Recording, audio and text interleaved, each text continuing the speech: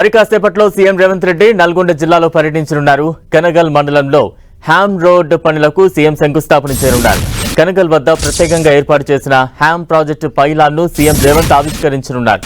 రాష్ట్రంలోని రోడ్లను అభివృద్ధి చేయాలని నిర్ణయించిన ప్రభుత్వం వాటిని హైబ్రిడ్ యాండ్యూటీ మోడ్లో నిర్మించేందుకు ఆ రోడ్ల నిర్వహణను 15 నెలల పాటు కాంట్రాక్టర్లకే చేపట్టే విధానానికి శ్రీకారం చుట్టింది.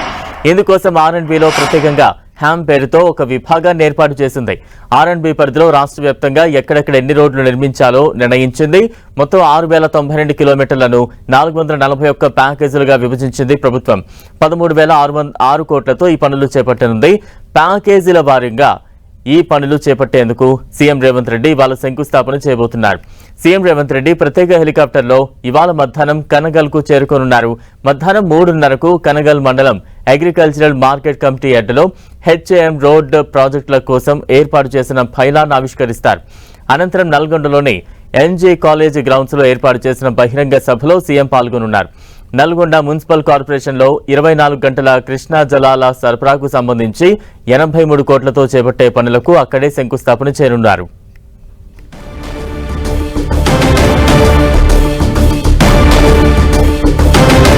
నల్గొండలో తాగునీటి పథకానికి సీఎం రేవంత్ రెడ్డి శంకుస్థాపన చేయనున్నారు. ఇక తాజా అప్డేట్స్ అందించేందుకు ప్రతినిధి చంద్రశేఖర్ సిద్ధంగా ఉన్నారు. చంద్రశేఖర్. బలరాం, ఇవాళ నల్గొండ జిల్లాలో ఇటు సీఎం రేవంత్ రెడ్డి పర్యటిస్తున్నారు. నల్గొండ నియోజకవర్గ పరిధిలోని కనగల్తో పాటు నల్గొండ మున్సిపల్ కార్పొరేషన్ లో సీఎం రేవంత్ రెడ్డి పర్యటించబోతున్నారు.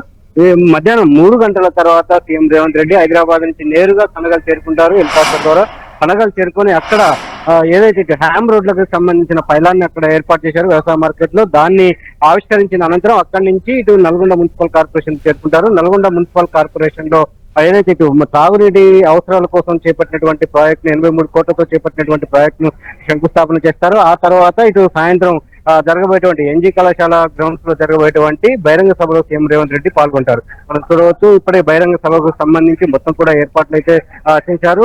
దాదాపు ఇటు సీఎం హోదాలో రేవంత్ రెడ్డి రెండవసారి నల్గొండ జిల్లా కేంద్రంలో రెండవ బహిరంగ సభలో పాల్గొనబోతున్నారు. ఈ బహిరంగ సభకు సంబంధించి ఒక ప్రతిష్టాత్మకంగా తీసుకున్నారని చెప్పొచ్చు స్థానికంగా. ఎందుకంటే ఇటు హ్యామ్ రోడ్లకు సంబంధించి తెలంగాణ ప్రభుత్వం అత్యంత ప్రతిష్టాత్మకంగా చేపట్టేటువంటి ప్రాజెక్టు. అదేవిధంగా మంత్రి కోమటిరెడ్డి వెంకటరెడ్డి ఆ శాఖ మంత్రిగా ఉండటంతో దానికి సంబంధించిన పైలాన్ని తన నియోజకవర్గంలోనే ఏర్పాటు చేస్తున్నారు. దానికి సంబంధించిన కార్యక్రమం కావడంతో అదేవిధంగా సొంత నియోజకవర్గంలో జరుగుతున్నటువంటి చాలా కాలం తర్వాత జరుగుతున్నటువంటి సీఎం రేవంత్ రెడ్డి బహిరంగ సభ కావడంతో దాన్ని పూర్తిస్థాయిలో సక్సెస్ అయితే ఏర్పాటు చేయడం జరిగింది. అయితే ఇటు అధికారులకు సంబంధించి కానీ అదేవిధంగా అధికారిక కార్యక్రమం కావడంతో అధికారులు కూడా పూర్తిస్థాయిలో ఏర్పాటు చేశారు. అదేవిధంగా పోలీస్ శాఖ తరఫున కూడా పూర్తిస్థాయి కట్టుదిట్టమైన భద్రత ఏర్పాటు కూడా చేస్తున్న పరిస్థితి కనిపిస్తా ఉంది. మరొక విషయంలో ఇటు చూసుకున్నట్లయితే ఇటు సీఎం రేవంత్ రెడ్డి పర్యటన సందర్భంగా అధికార పార్టీలో ఉన్నటువంటి లుకలుకలు మొత్తం మూట కుమ్ములాటలు కూడా బయటపడ్డాయని చెప్పవచ్చు. ఈ అధికార పార్టీ జిల్లా అధ్యక్షుడిగా ఉన్నటువంటి పున్నా కైలాష్ నేత ఎక్కడ కూడా ఫ్లెక్సీలో ఆయన ఫోటో కనిపించకపోవడం, అదేవిధంగా ఇటు ప్రోటోకాల్ లిస్ట్ లో కూడా అంటే ఏదైతే ఇటు సీఎం పర్యటన నేపథ్యంలో అక్కడ హెలిప్యాడ్ దగ్గర ఎవరెవరు అక్కడ కలుస్తారు, అదేవిధంగా స్టేజ్ మీద ఎవరు ఉండాలని ఒక లిస్టు తయారు చేసుకుంటారు. ఎక్కడికక్కడ ఆ లిస్టు తయారు చేసే దగ్గర కూడా ఎక్కడ కూడా ఆయన పేరు అందులో లేకపోవడం మాత్రం ఇటు చర్చనీయాంశంగా మారింది. ఇటు ఒక బలహీన వర్గాలకు చెందినటువంటి నేతను అవమానపరుస్తున్నారని చెప్పి కొంతమంది ఆరోపిస్తున్న పరిస్థితుంది. అదే పార్టీలో చాలా మందికి కూడా ఆహ్వానం లేదని చెప్పి చెప్తా ఉన్నారు. మరొక వైపు ఇటు R&B శాఖకు సంబంధించి అధికారిక ప్రకటనలో కూడా కొంత లోపం నెలకొంది, నిర్లక్ష్యం కనిపించా ఉంది. ప్రోటోకాల్ ఉల్లంఘన అనేది జరిగినట్టు చాలా స్పష్టంగా తెలుస్తా ఉంది.